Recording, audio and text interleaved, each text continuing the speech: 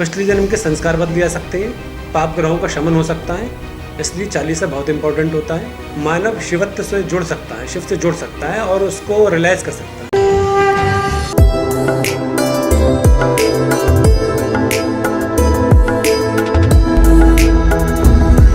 पंचांग के अनुसार साल का 5वां महीना सावन का महीना होता है, जो शिव जी को अति प्रिय होता है। इसी बारे में हम बात करेंगे ज्योतिषाचार्य डॉक्टर सौरभ शंखदार जी से और जानेंगे कि सावन मास का महीना क्या होता है। सावन श्रावण मास कहा गया। श्रावण मास का मतलब होता है, अगर श्रावण को लें तो श्रवण माने सुनना। सनातन धर्म में वैदिक पंचांग में 5वां महीना होता है। श्रवण नक्षत्र का कारक बृहस्पति होता है। इस दिन पूर्णिमा के दिन श्रवण नक्षत्र होता है, तो सावन का महीना कहलाता है। सावन का पर्व शिव का परम प्रिय पर्व है। चातुर्मास भी लगते हैं। ज्योतिष शास्त्र में श्रावण का महीना शिव की आराधना के लिए और पापों के काटने के लिए बहुत महत्वपूर्ण होता है। प्राणायाम ध्यान इसी माह से शुरू किया जाता है।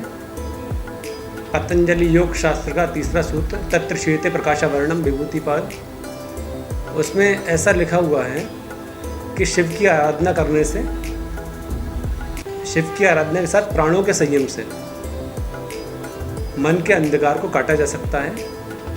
पिछले जन्मों के तमोगुण को काटा जा सकता है। तो ये क्या महत्व रखता है श्रावण मास का महीना? श्रावण मास का महीना अपने आप में बहुत महत्वपूर्ण होता है। किसी तरीके की साधना श्रावण मास के महीने में ऐसी अवधारणा है कि जब शिव ने विष पिया था तो गला जलने लगा था उनका। इस पे सभी देवी देवताओं ने गले को ठंडा करने के लिए उस पर जल छिड़का था। इसीलिए श्रावण मास में शिवलिंग पे जल चढ़ाने का हिसाब किताब है, जल चढ़ाना चाहिए। तो श्रावण मास में किस तरीके से पूजन करना चाहिए शिव जी का, जिससे वो संतुष्ट हों? श्रावण मास में किसी प्रदोष के दिन, वैसे तो सारे ही दिन अच्छे होते हैं, 42 दिनों का ये पर्व होता है जिसमें पूरी शरीर की सारी सेल्स बदल जाती हैं। हम चालीसा कैसे हैं किसी भी तरीके में कि चालीसा कर ली, चालीसा कर ली। चालीसा का मतलब ये होता है कि 40 दिन के कल्प से या 40 दिन के किसी भी अनुष्ठान से पूरी बॉडी के सेल्स बदले जा सकते हैं, पिछले जन्म के संस्कार बदले जा सकते हैं, पाप ग्रहों का शमन हो सकता है, इसलिए चालीसा बहुत इंपॉर्टेंट होता है। दूसरी बात, किसी भी काल में पूजन कर सकते हैं। प्रदोष काल में पूजन होता है शाम के समय पे, जब 2 संध्या मिल रही हो। किसी प्रदोष को, किसी सोमवार को, शनिवार को। एक तो भौतिकवाद है कि जनरली कभी भी पूजन करा सकते हैं, शिव को पूरा महीना प्रिय है।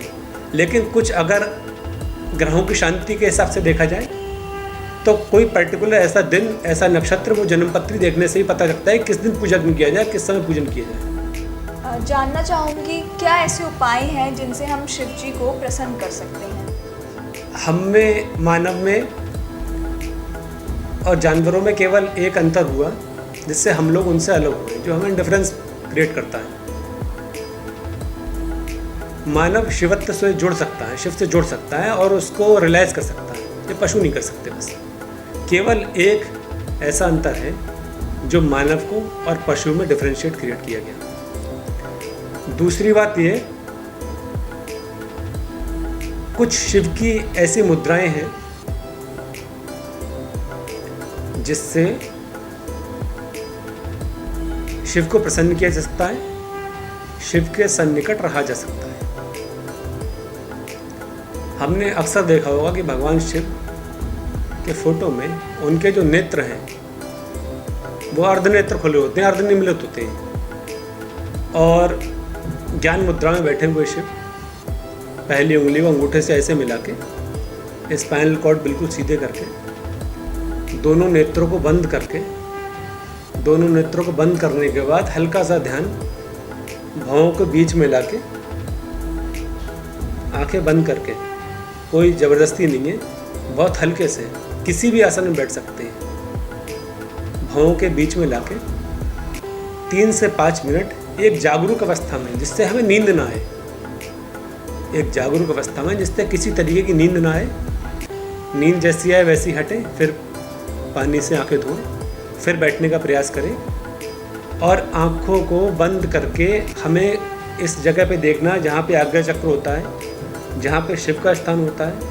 उस आज्ञा चक्र के कारण शिव को सभी देवताओं का महादेव कहा गया, देवों के देव महादेव कहे गए। वो जो डिफरेंस आज्ञा चक्र क्रिएट करता है, वहाँ पे शिव की स्थिति पहचानी जा सकती है। कोई भी मानव शिव के संपर्क में आ सकता है, स्वयं के संपर्क में आ सकता है। 3 से 5 मिनट का अभ्यास है। आपको आंखें बंद करके केवल आज्ञा चक्र पे भ्रकुटी के मध्य में उसे देखना है, आंखें बंद करके देखना है। इसे शांभवी मुद्रा कहा गया। शांभवी मुद्रा भगवान को अति प्रिय है। 3 से 5 मिनट का समय आपके जीवन में बहुत बड़ा बदलाव ला सकता है। और प्रत्यक्षम किम प्रमाणम, आप करके देख लीजिए, आपको पता लग जाएगा। 1 हफ्ते का अभ्यास है, आप 40 दिन करके देख लीजिए, आपको पता लग जाएगा। कुछ भी कर सकते हैं, कभी भी कर सकते हैं, जब मन सही हो तब कर सकते हैं, किसी भी समय कर सकते हैं। हल्का सा पेट हल्का हो, स्पाइनल कॉर्ड बिल्कुल सीधी हो, ध्यान के स्वरूप में शिव को प्राप्त किया जा सकता है। श्रावण मास में 40 दिन तक यह अभ्यास करने से शारीरिक, मानसिक, आर्थिक रूप से व्यक्ति सबल बन सकता है और आप करके देख सकते हैं। धन्यवाद सर। तो ये थे हमारे साथ ज्योतिषाचार्य डॉक्टर सौरभ शंकदार जी, जिन्होंने हमें बताया कि श्रावण मास का क्या महत्व है और किस तरीके से हम सभी शिव जी को प्रसन्न कर सकते हैं। ऐसी ही वीडियोस के लिए बने रहिए हमारे साथ और देखते रहिए यूपी न्यूज़ टुडे नेटवर्क। ऐसी ही इन्फॉर्मेटिव वीडियोस के लिए देखते रहिए न्यूज़ टुडे नेटवर्क और हमारे चैनल को लाइक, शेयर, सब्सक्राइब करना ना भूलें।